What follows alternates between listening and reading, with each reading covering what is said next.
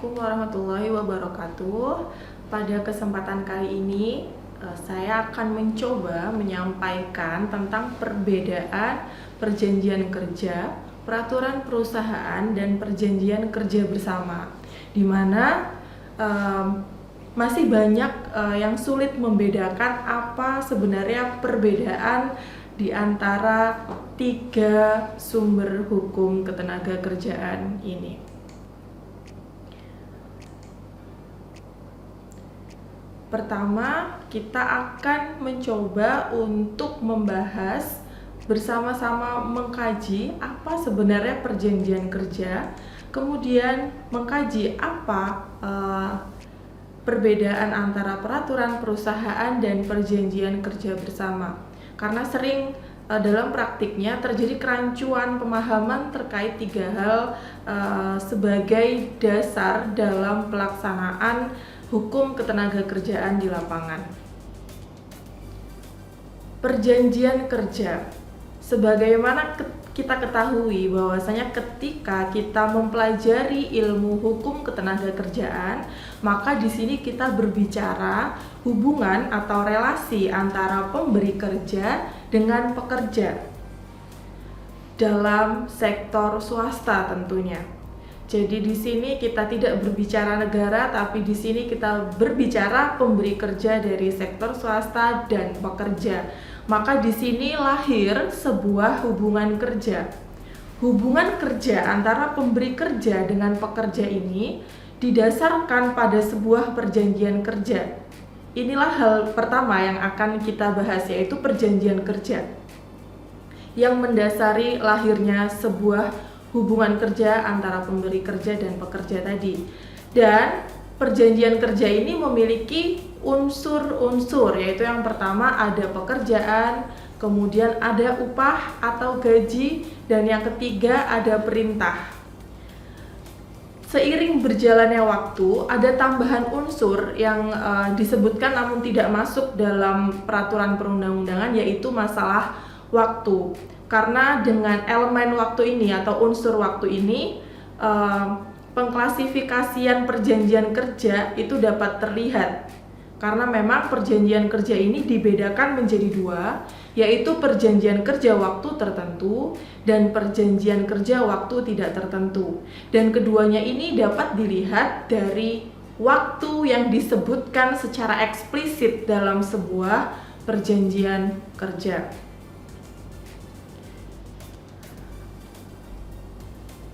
Jika teman-teman ingin melihat di manakah pengaturan tentang perjanjian kerja, maka teman-teman bisa cek di Undang-Undang Nomor 13 Tahun 2003 tentang Ketenagakerjaan, tepatnya di pasal 1 angka 14. Di sana akan detail disebutkan apa definisi dari perjanjian kerja.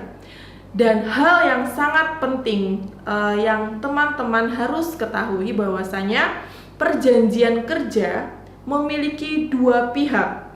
Hanya ada dua pihak, yaitu pemberi kerja, di dalamnya juga bisa masuk pengusaha karena makna pemberi kerja lebih luas daripada pengusaha. Kemudian yang kedua adalah pekerja dari sisi para pihak.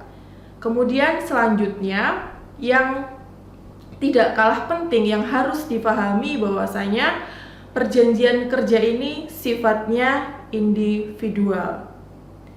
Apa maksud dari individual? Jadi, maksud dari individual adalah perjanjian kerja ini atas nama pekerja secara pribadi. Satu orang pekerja secara pribadi sebagai salah satu pihak dalam perjanjian kerja dan dengan pihak lain yaitu pemberi kerja.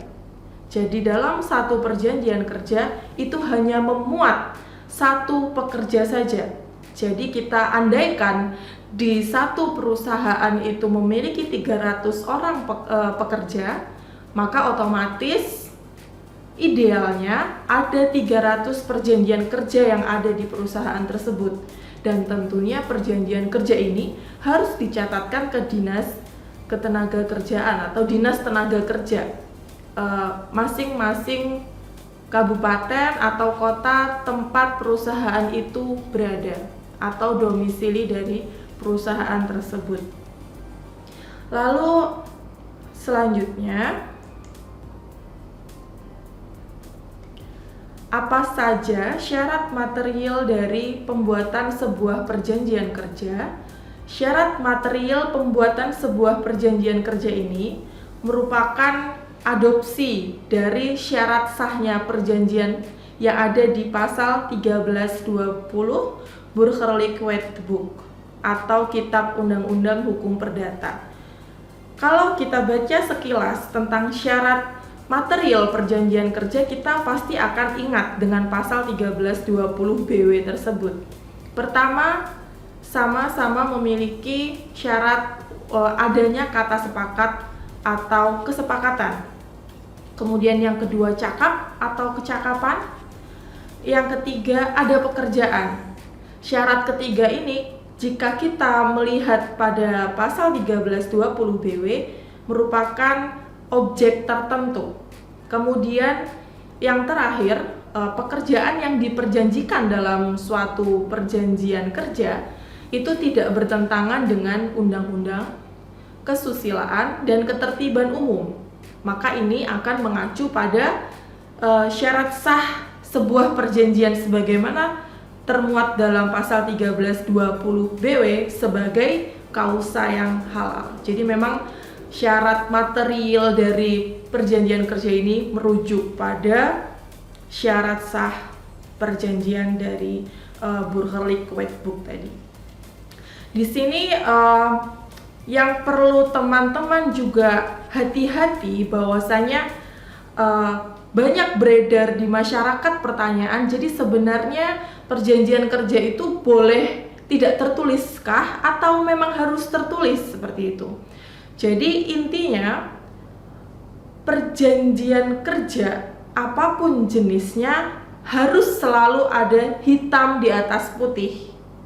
Saya katakan hitam di atas putih karena dalam peraturan perundang-undangan yang berlaku tertulis bahwasanya untuk jenis perjanjian kerja waktu tidak tertentu boleh tidak tertulis, namun harus ada surat pengangkatan dari pemberi kerja. Maka saya di sini mengatakan harus tetap ada hitam di atas putih untuk menjadi pegangan seorang pekerja dalam bekerja, dalam menjalankan hubungan antara pekerja tersebut dan pemberi kerja. Dan untuk jenis perjanjian kerja waktu tertentu yang notabene statusnya pasti adalah kontrak seperti itu, di sini tidak ada pengecualian untuk dibuat dengan surat pengangkatan, itu tidak dibenarkan. Jadi betul-betul harus diikat dengan perjanjian kerja. Jadi waktunya betul-betul harus disebutkan dengan jelas sampai kapan berakhirnya kontrak atau perjanjian kerja waktu tertentu tersebut. Jadi tidak ada istilah boleh lo tidak tertulis secara lisan saja. Tidak seperti itu, tetap harus ada hitam di atas putih sebagai penguat posisi pekerja di mata pengusaha, karena sesuatu hari kita tidak tahu sengketa apa yang akan datang, dan tanpa bukti tersebut kita akan lemah di hadapan hukum atau pekerja akan lemah di hadapan hukum.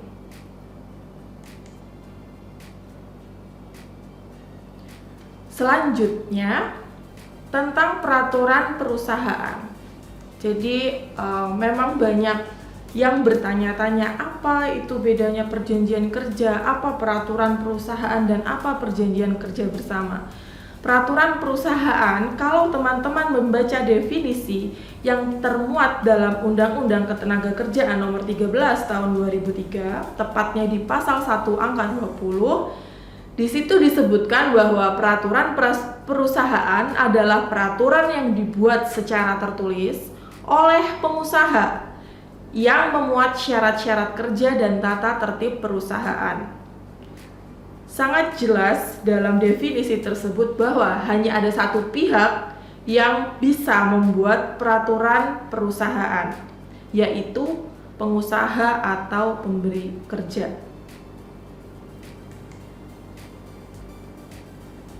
Lalu apa saja muatan peraturan perusahaan ini? Pertama, hak dan kewajiban pengusaha. Kemudian yang kedua, hak dan kewajiban pekerja atau buruh. Yang ketiga, syarat kerja. 4, tata tertib perusahaan. Kelima, jangka waktu berlakunya peraturan perusahaan, karena memang ini sangat penting. Peraturan perusahaan hanya berlaku maksimum 2 tahun, boleh perpanjangan 1 kali maksimal 1 tahun. Jadi sebelum waktu habis, idealnya peraturan perusahaan sudah disusun kembali. Kemudian yang terakhir, hal-hal yang merupakan pengaturan lebih lanjut dari peraturan perundang-undangan. Jadi sebenarnya intinya kalau saya mengambil contoh simpel, apa sih yang termuat dalam peraturan perusahaan? Jam kerja, alat-alat keselamatan kesehatan kerja yang memang harusnya dikenakan ketika bekerja, karena masing-masing perusahaan memiliki sektor produksi yang berbeda-beda, sehingga alat keselamatan kesehatan kerja juga pasti menyesuaikan dengan kondisi kerja. Kemudian bagaimana peran pekerja dalam pembuatan peraturan perusahaan? Ini yang sering ditanyakan, karena memang ketika kita membaca definisi dari peraturan perusahaan sebagaimana termuat dalam Undang-Undang Ketenagakerjaan tadi, pihaknya hanya satu, yaitu pengusaha atau pemberi kerja. Lalu banyak pertanyaan yang muncul, bolehkah di sini pekerja atau serikat pekerja memberikan masukan kepada pengusaha terkait dengan peraturan perusahaan? Dan jawabannya boleh. Ketika pertanyaannya bolehkah memberi masukan? Boleh. Boleh memberi masukan, kemudian pengusaha boleh untuk mempertimbangkan, namun tidak menjadi kewajiban bagi pengusaha untuk memasukkan masukan-masukan dari pekerja tadi ke dalam peraturan perusahaan yang akan berlaku. Jadi hanya sekedar masukan, bukan kewajiban bagi pengusaha untuk mengiyakan kemudian wajib untuk memasukkan ke peraturan perusahaan. Tidak ada kewajiban. Jadi boleh tapi tidak wajib untuk dimasukkan. Jadi kembali ke pertimbangan pengusaha, kira-kira dimasukkan atau tidak. Jadi itu keputusan akhir tetap di tangan pengusaha. Dasar hukumnya ada di Peraturan Menteri Ketenagakerjaan dan Transmigrasi nomor 28 tahun 2014. Kemudian apakah bisa ketika di sini pekerja atau serikat pekerja mempermasalahkan masukan yang tidak dimasukkan dalam peraturan perusahaan tadi? Tidak bisa masuk sebagai ranah sengketa hubungan industrial. Jadi tidak bisa disengketakan. Jadi memang seperti itulah aturannya. Jika memang dari pihak pekerja atau serikat pekerja ingin turut serta membuat regulasi bersama yang kemudian berlaku untuk seluruh pihak yang ada di perusahaan tersebut, kita bisa menaikkannya ke perjanjian kerja bersama. Jadi antara peraturan perusahaan dan perjanjian kerja bersama adalah posisi yang menggantikan. Jadi di peraturan perusahaan, pekerja tidak memiliki cukup power untuk bisa membuat peraturan perusahaan bersama dengan pengusaha, karena memang aturannya seperti itu. Namun ketika pekerja atau serikat pekerja ingin berperan dan ikut serta, maka dari pengusaha memang seharusnya bisa untuk mengakomodir hal tersebut dan berinisiatif untuk membuat regulasi yang berlaku di perusahaan itu naik menjadi perjanjian kerja bersama. Mengapa saya mengatakan naik ketika beralih dari peraturan perusahaan ke perjanjian kerja bersama? Karena memang dari para pihaknya kita akan melihat bahwa perjanjian kerja bersama ini adalah antara dua pihak. yaitu antara pengusaha atau gabungan pengusaha dan serikat pekerja atau gabungan serikat pekerja yang ada di dalam satu perusahaan itu saja. Jadi PKB ini akan bisa terwujud manakala di perusahaan itu ada serikat pekerja atau serikat buruh, dan catatannya serikat pekerja atau serikat buruh tersebut adalah legal. Memaknai legal ini yaitu mereka sudah mencatatkan diri ke Dinas Tenaga Kerja sebagai lembaga yang akan mengesahkan bahwa serikat pekerja mereka adalah serikat pekerja yang legal, dan kelegalan tersebutlah yang bisa membawa mereka untuk menyusun perjanjian kerja bersama dengan pengusaha atau gabungan pengusaha. Lebih lanjut, teman-teman bisa membaca di regulasi tentang ketenagakerjaan kita, yaitu di Undang-Undang Nomor 13 Tahun 2003 di pasal 1 angka 21 tentang perjanjian kerja bersama. Kalau tadi kita mengingat perjanjian kerja itu sifatnya individual, yang maknanya satu pekerja harus memiliki perjanjian kerja atas nama dirinya sendiri. Kalau kita berbicara perjanjian kerja bersama, itu sifatnya kolektif. Jadi di dalam satu perusahaan jumlahnya hanya ada satu. Dan tadi posisinya menggantikan peraturan perusahaan. Jadi peraturan perusahaan juga hanya ada satu. Dan untuk peraturan perusahaan maupun perjanjian kerja bersama ini hanya berlaku intern di dalam satu perusahaan saja. Bisa kita saksikan di slide bahwa di sini disebutkan PKB bersifat kolektif, yaitu dalam suatu perusahaan hanya terdapat satu PKB saja yang berlaku bagi seluruh pekerja atau buruh di perusahaan. Kemudian perjanjian kerja bersama ini di definisi yang teman-teman baca di Undang-Undang Ketenagakerjaan tentang perjanjian kerja bersama, terlihat bahwasanya para pihaknya ada dua, yaitu pengusaha atau gabungan pengusaha dan serikat pekerja atau gabungan serikat pekerja. Mengapa di sini disebut gabungan serikat pekerja? Karena bisa jadi kondisi di satu perusahaan memiliki lebih dari satu serikat pekerja, dan itu boleh. Hal tersebut diperbolehkan sejak lahirnya Undang-Undang Nomor 21 Tahun 2000 tentang serikat pekerja atau serikat buruh. Jadi di sini intinya pengusaha tidak boleh menghalang-halangi pekerja untuk berserikat. Karena memang serikat pekerja ini sangat penting untuk menaikkan bargaining position dari pekerja ini di depan pengusaha. Karena kalau kita mempelajari hukum ketenagakerjaan, kita tahu bahwasanya kedudukan antara pengusaha dan pekerja ini subordinat, tidak seimbang.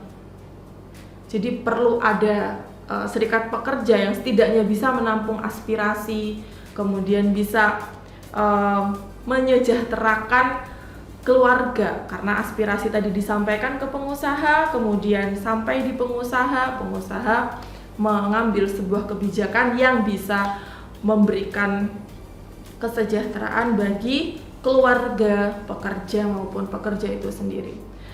Isi dari PKB kurang lebih sama dengan peraturan perusahaan, namun karena ini dibuat dua pihak dan banyak mengakomodir masukan dari pekerja, dan sifat akomodir itu wajib untuk dimuat di perjanjian kerja bersama, maka dia akan lebih detail. Konsekuensi yuridis mengikat para pihak dan mengikat pihak ketiga. Maksud pihak ketiga di sini adalah semisal di perjanjian kerja bersama ini disepakati juga tentang bagaimana mekanisme pembayaran upah. Apakah dengan mekanisme transfer dari bank atau cash? Jika menggunakan mekanisme transfer dari bank disepakati, misal ada 2 atau 3 bank yang akan mentransfer setiap bulannya setiap tanggal sekian, maka pihak ketiga tersebut yang dimaksud adalah bank. Bank harus patuh terhadap ketentuan perjanjian kerja bersama tersebut. Upah di perusahaan tersebut harus dibayarkan setiap tanggal sekian. Itu maksud dari pihak ketiga. Kemudian dibuat secara tertulis menggunakan huruf Latin dan dengan bahasa Indonesia. Jadi memang banyak sekali perusahaan asing di Indonesia, oleh karena itu diregulasi dengan jelas dan tegas, memuat bahwasanya memuat bahwasanya perjanjian kerja bersama harus dibuat secara tertulis menggunakan huruf Latin dan bahasa Indonesia.